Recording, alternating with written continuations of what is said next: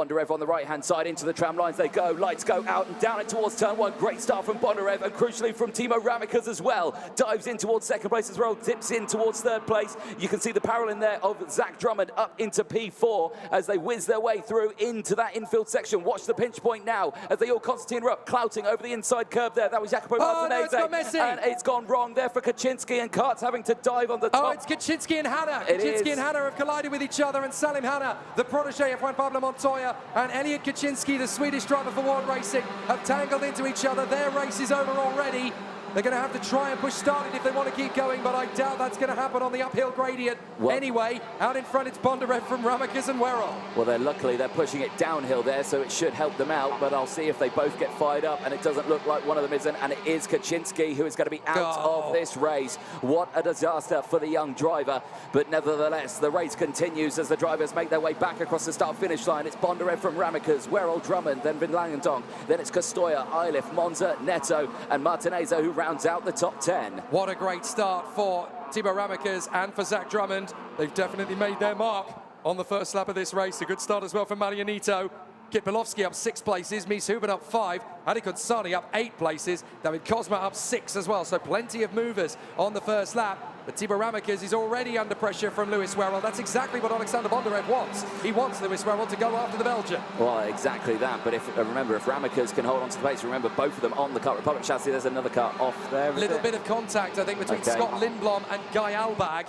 And so Guy Albag has ended up having a bit of an issue with the front fairing. It may have come loose as they went side by side in the compression, and Guy Albag's front fairing got caught underneath the rear wing, underneath the rear wheel, I should say, sorry, of his combatant there. So Scott Lindblom and Guy Albag getting away with it, but it couldn't got any closer without any big incident. So now Lewis Werrell trying again. Here's a replay of the start.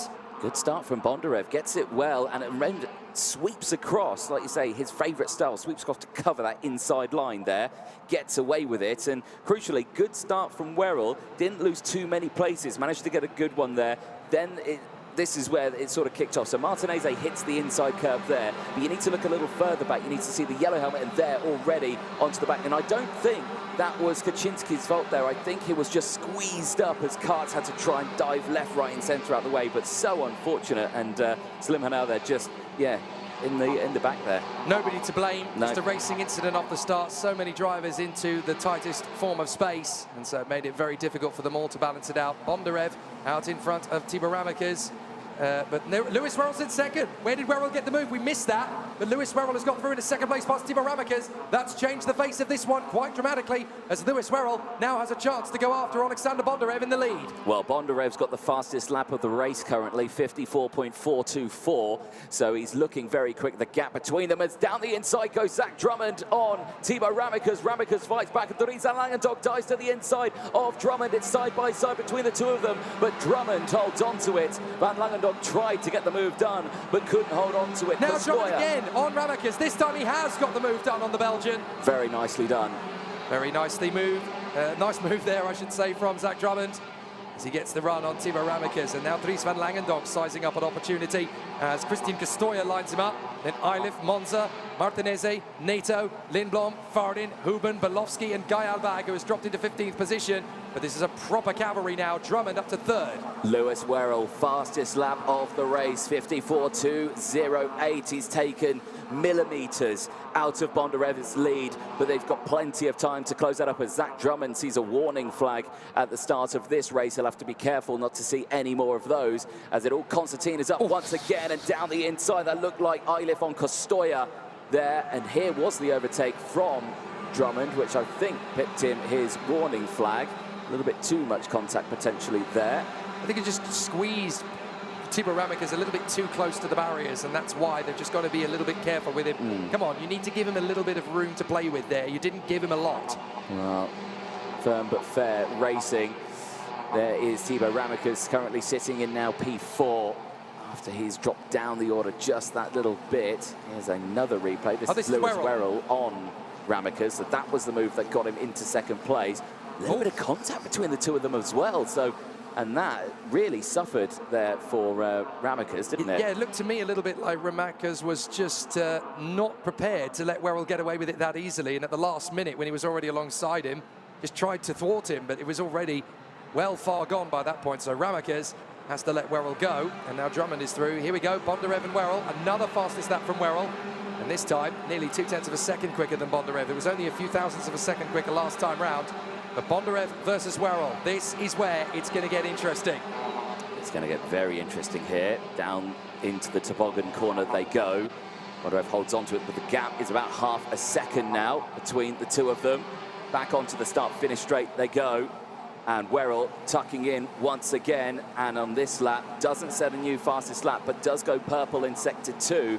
But Bondarev went purple in sector 1, so the gap still maintaining a close distance here. There's his teammate, Trizan Langendonk, currently sitting in P5 at the moment behind Timo Ramakers. So Ramakers for Belgium doing all he can to try and stick with Zach Drummond from the UK. And at the moment, all is well between the drivers. I'm not entirely sure Timo Ramakers has got a particularly balanced chassis. He looks quite twitchy in some of the braking zones. It's not everywhere around the course, but there are certain parts of the track where the back end just looks very unsettled. Let's have a replay. This is Timo Ramakers through the final turn. Let's have a look. There are just certain parts of the course where he doesn't quite have that same rigidity that he had earlier in the weekend. I wonder if that little trip up with Lewis Werrell may have just unsettled something. Maybe it's not quite the way it's supposed to be. Question mark then over Ramakers' kart to see if it's all well, but karts that are running well are these two in the race lead, Bondarev and Werrell, for the race lead in this final. We're on lap 8 as Werrell once again, fastest lap of the race, 54.010. The gap's now 0.3 of a second. Remember, Werrell was leading the final 2 weeks ago and it all went wrong. At this time, he's thinking that's not going to happen again. I'm going to go for the race win on this one, and he is right on that rear bumper of Oleksandr Bondarev here. Bondarev's had the perfect weekend so far. 3rd in qualifying, but then 5 race victories in the qualifying heats and then the race win in the superheat earlier on today. He will want to get the perfect weekend and go for that final win as well. But what can Werrell do? Back across the start-finish line they go, and again the gap comes down just that fraction more. 0.3 of a second between the two of them. Bondarev has got to stay calm and stay focused. Lewis Werrell can just attack. This is his golden opportunity. He knows that Bondarev is the one with the back to the wall. 8 laps done and a further 13 to go.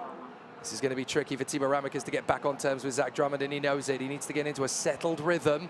Even if Werrell were to beat Bondarev in this one, Bondarev would still lead the championship. Oh, look at battle, this. This is Kian Fardin getting his move side by side, 3 wide as they come off the hairpin. Goodness me, Kip Polowski and Mario Giamonanito dueling it out with Kian Fardin and Mies Huben. That was properly close between the 4 drivers there, and they just about found enough racetrack to settle their differences without contact. It was about as close as it gets, but there's contact further back. 2 Sodis. The 2 Sodi teammates have come together there. That is disastrous. I think it's Scott Marsh and Filippo Sala who have come off. And the problem is that now there's going to be a war of words between the 2 teammates. Well, no, there isn't, because one of them seems to be accepting the blame. Oh dear, that's not what the team wanted to see at all. Marsh and Sala both out of the race there, and bitter disappointment between the 2 drivers as they come to an end. Well, that is an absolute disaster for the 2 Sodi for Test drivers who end their final prematurely. Eyes back on the top battle here as Werrell continues his fort on, and look how close it's got now. I thought he was going for a move there into the chicane. Back down and up the hill they go into the final sector through toboggan. Look how close it's got now between the 2 of them. If we're going to see a move from Werrell, it will most likely be in the first big hairpin in the infield section. The 230 is under investigation in this race, so we'll find out who that is later on in the race. But up the hill they go. Werrell still all over the back here of Bondarev. Filippo Sala, who is under investigation. So now Lewis Werrell hunting his opportunity to try and get through on Oleksandr Bondarev. Bondarev has had to respond on the first sector with the fastest sector of the race so far. Werrell looking very hungry in these hairpins. If he gets half a chance, he's going to try and snake through on the inside line. Bondi's got to be very tough to react here. And Oleksandr Bondarev versus Lewis Werrell. Bondarev being very smart and calculated through these hairpins, just keeping the kart in the middle of the road. Doesn't go left, doesn't go right, gives himself enough radius to get through without compromising too much speed, but it also thwarts Werrell the chance to dive up the inside. Even if Werrell were to beat Bondarev to the victory, and Bondarev would have finished in second place. It would still be Bondarev that leads the championship, but that isn't the Bondarev way. He doesn't want to settle for second place. He doesn't want to come through in P2. He did that in Valencia. I know how that feels like, thanks very much. Now I want to know what it's like to win in the European Championship. Yes, indeed. Let's see if he can hold on to that one. Eyes on the battle further back as well, as Ramika's kart seems to be still operating okay. He's right there behind Drummond for P3. Still no moves happening between the two of them. It's allowing Van Langendonk and Eilif to just keep in contact with these two.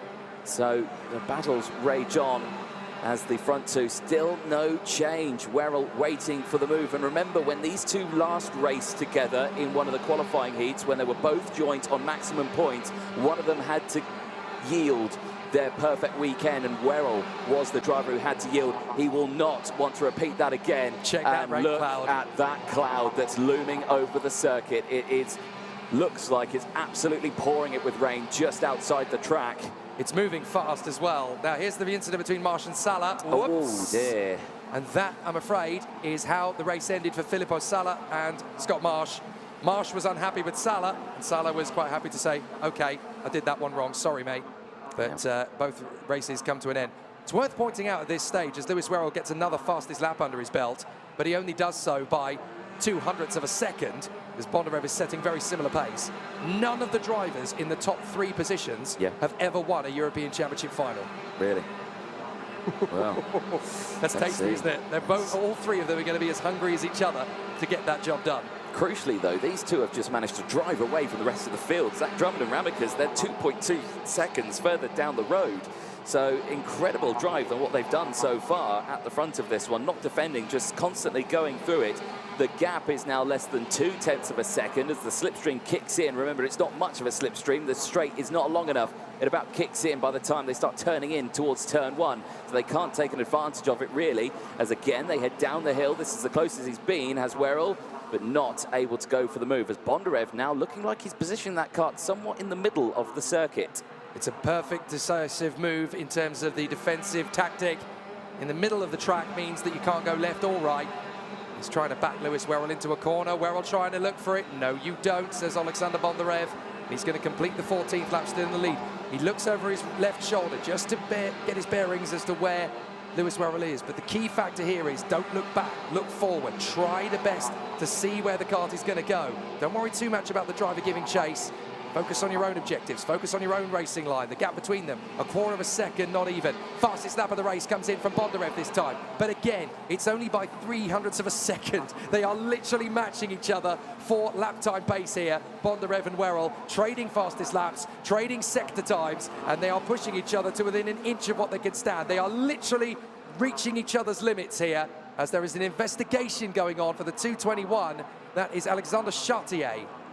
Well, there are still big moves and races happening further through the field as well, as we keep an eye on these top 2. Andy Consani's gained 12 positions in this race. He's currently up into P13. He's having a good run, is the French driver. A little further down, Noah Wolf, the British driver for the Leclerc by Lennox team, is up 11 places into P19 as the battle's still at the front. At the moment, just continuing a bit of a stalemate here as we are more than half race distance complete. Remember, 21 laps in this one. We go on to lap 16 after 15 laps have been completed. And there you can see the rest of the field coming through your shot here. Changed last time around. Kipolowski managed to get past Martinez as well. There's the battle on your screen. So Martinez all over the back of Polowski, who's only just taken the position on that last lap. He'll want to fight back for that. Remember, Jacopo Martinez is one of the other drivers who has gone absolutely side by side down compression curve. This one here that we watch our 2 race leaders at, and Werrell so close. He's got to go gap. Oh, I thought it was there, but it just wasn't close enough. Bondarev keeps that gap closed, but crucially, Bondarev is now concerned because now Werrell's starting to go for the move. And remember, Werrell started to do that later on in the race that they had earlier on where it didn't work out. Werrell this time is attacking way sooner. Crucially, they've got a battle buffer of 2 seconds to go to work with. Let's see what happens. This is an absolute grudge match between Oleksandr Bondarev and Lewis Werrell, and they're starting to look for spots of rain up in the air again now, potentially. If that happens in the final couple of laps, then that's going to be a real game changer. Werrell again trying to hunt down Bondarev. Bondarev needs to be very careful about where he places the kart. He doesn't go defensive. Good. You can't afford to go defensive when you don't have to defend it on the inside line there, because you compromise yourself in terms of time. He sees that there's 2 or 3 cart legs. Now he's got to place it in the middle. Good boy. Very nicely handled. Lewis Werrell, you've got to go to work. You've got to go after him. Come on. Give him the challenge that you know you can give him. This is a brilliant battle between the two of them. They're both doing exactly what they're supposed to do in exactly the right way. Bondarev is absolutely uncrushable in defense. Lewis Werrell is unflappable in offense. Here we go then, big look over the shoulder there for Werrell just to see what's going on behind, and you can still see that there is a 2-second advantage that they have from the rest of the field. So still have plenty of time to go to work here. Again, down the hill they go into the infield section. This is where we see a lot of the overtakes happen. This time around, not close enough, but again, Werrell just tries to take that inside line as Bondarev holds it through the second of the hairpins, and again, just looks after that one. The battle further back still rages on as well. Here's a replay of what's happened further on. This is Alex Chartier, and down the inside, tries to get the move. You can see he's on the outside row there. Oh, so close there. That'll be why you've got a little bit of investigation going on. Chartier getting in the mix there.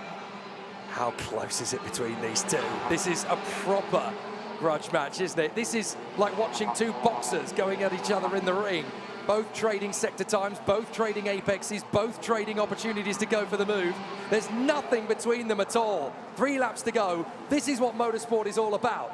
Both in even equipment, I would say. The Forza X Sprint is the match for the Kart Republic factory chassis, and certainly Oleksandr Bondarev is a match for Lewis Werrell. And they are pushing each other to their absolute limits. This is great stuff between the 2 drivers. Bondarev hanging on, Werrell in second place as they drop down the compression complex, up towards the hairpin, in through the left. Protect on the inside line here because Werrell's going to try and attack. Werrell will try and come back at him again. They both drift a little bit wide on the curbs. It's just a stalemate between the 2 men. It is indeed. They've just got to try and find, it's basically who breaks first really between the 2 of them. If you're a Bondarev fan or a Werrell fan, I'm sure you're at the edge of your seat with I'm a fan of both of them. What am I supposed to do with that? No fingernails left, I can imagine, on anyone watching these 2, as well as the battles that are heating up behind as well. But they just keep driving away from the drivers behind them. The gap's opening up a little bit more. It's now 2.2 seconds. So they keep opening up the gap despite the fact that they're driving away from the rest of the field. This is fantastic stuff. But again, it's just chopping up and down. They're ping-ponging, they're bungee jumping between the gap between the 2 of them. Like you say, it's just a complete stalemate at the time, and we're running out of time. Werrell knows it as well. He's going a little bit wide as he comes off the second hairpin. Now he's got to protect. He needs to see if there's a chance. There isn't in the second hairpin complex. And as they drop down toboggan, this is where things are going to need to get a bit serious for Lewis Werrell. How much speed can he afford to carry? And it's also pretty close between Drummond and Ramekes. Ramekes might steal a chance to go for the podium on the final lap as well. Ramekes looking to leave here as the 2nd position in the championship. Here we go, 1 lap to go. Bondarev versus Werrell. What have you boys got? Well, the gap's opened up to quite a bit now. It's just around 0.3 of a second. So Werrell struggling here as he tries every piece of tarmac to try and gain that little bit of time. Bondarev just taking his normal racing line, will go defensive this time around. He does hold that inside line. Hopefully Werrell took the normal racing line there. He does close up a little bit here. It's going to be a last-ditch attempt into this section here, down in towards compression. Not side by side yet, but here could be the move as Bondarev goes defensive. Werrell could get the switch around here on the exit. Is it going to be enough? No, it's not. Bondarev still leads as they go into the final sector. Werrell looked to the inside there, but can't quite do it. As again, as they go nearly side by side, it looks like it's going to be Bondarev here. It's not going to happen. Werrell has thrown everything he can at it, but it's going to be Oleksandr Bondarev. He wins at the steel ring from Lewis Werrell after a heart-stopping fight that goes right the way to the wire. Well done, Oleksandr. Well done, Lewis. The 2 of you have given us one of the best grudge matches we have seen for a long, long time in FIA Karting. They both gave as good as they got. Neither of them put a wheel wrong. Neither of them had they both had so much to lose, but I tell you what, they were both smart, they were both calculated, they were both tactical. But Oleksandr Bondarev, Bondy the Phoenix, rises through the flames. A year ago, he was in a hospital bed in Barcelona. Not anymore. Now he is the king of the steel ring. Oleksandr Bondarev is the victor here in the Czech Republic. What a fantastic resurgence from Oleksandr Bondarev. That is the first time you're going to hear his name as a winner in FIA competition. But I tell you what, it will not be the last. The Phoenix is rising. What a drive then from the young Ukrainian, who ends the race after 21 laps on the top spot. Lewis Werrell takes second place by less than 0.2 of a second from Zach Drummond at the end, gaining 2 positions. He rounds out the podium. A brilliant drive, a British 2-3 here at the Steel Ring in the Czech Republic. Timo Ramekers and Dries van Langendonk take the next 2 spots for Belgium for 4th and 5th place, and Jack Eilef, who rounds out the top 6. Christian Costoya and Tiziano Monza take 7th and 8th from Scott Lindblom and Kian Fardin, who rounds out the top 10 in 9th and 10th. Kip Bolowski at the end of that one takes 11th place after gaining 10 positions throughout that race from Andy Consani, behind in 12th place, gaining 13. Jacopo Martinez, unfortunately dropping down 4 places, finishes in 13th place. Mies Huben and Guy Albag round out the top 15 from Noah Wolf, who gained 14 places to finish in the top 16. He had Kimi Tani and Jendrik Prichel just behind. They rounded out the top 18. Gabriel Kernican for Brazil and CRG rounds out the 19th spot on the grid, with Tame Soleil for the Sauber Academy team taking 7 positions, finishing in P20. Mateus Orjuela rounds out 21st place after gaining 5 positions from Maria Neto, taking 22nd place. Unfortunately, the young Tony Kart driver not having the best race, dropping 12 positions in the final. Oliver Kinmark finishing in 23rd place after gaining 9 places from Nicholas Schaufler. David Cosma finishing in 25th place from Matt Corby, Ethan Lennon, Alexander Chartier, Tobias Sechenny, Alfie Slater, Davide Botaro, Lev Krutilov, Salim Hana and Scott Marsh. The retirements with Filippo Sala and Elliot Kaczynski. The highlights of the race: it was a good start from Bondarev and for Thibaut Ramekers, who got into second place in the early stages of the race. Later on it would all go wrong as the drivers would then concertina up at the exit of the corner. We saw Kaczynski and Salim Hana then come together as the karts concertinaed up, and you can see there just up and over. And I think, yeah, between the 2 drivers, absolutely nothing they could have done there, as drivers had to take to the runoff area to avoid contact. Only the 1 retirement between those 2, and it was Elliot Kaczynski. Salim Hana would continue. Werrell then went for the move for second place, managing to get the jump on Timo Ramekers, and that's where we saw maybe that the damage could have been caused to Ramekers' kart, that we saw that he was twitching around on circuit. And again, he went side by side with Drummond here, who would try his level best to try and take that position. He would later on in the lap, as Dries van Langendonk then tried to go down the inside of Drummond for that position. Ramekers then would slot into 4th place, as he would try to hold on to that one for the rest of the race. He did. Then the Sodi karts, the 2 teammates of Filippo Sala and Scott Marsh, unfortunately coming together, and as you can imagine, the 2 drivers frustrated with each other. Filippo Sala obviously incredibly apologetic for that move there between the 2 of them. Then later on in the race as well, we saw these frightfully close moments between the drivers further down in the order. Alexander Chartier nearly clipping the barriers, but after 21 laps, Oleksandr Bondarev would maintain that dominant performance, and he comes away at the end of this final here in the Czech Republic at the Steel Ring, winning the 2nd round of the championship as he makes his way back into Parc Fermé. The podium's coming up very, very soon.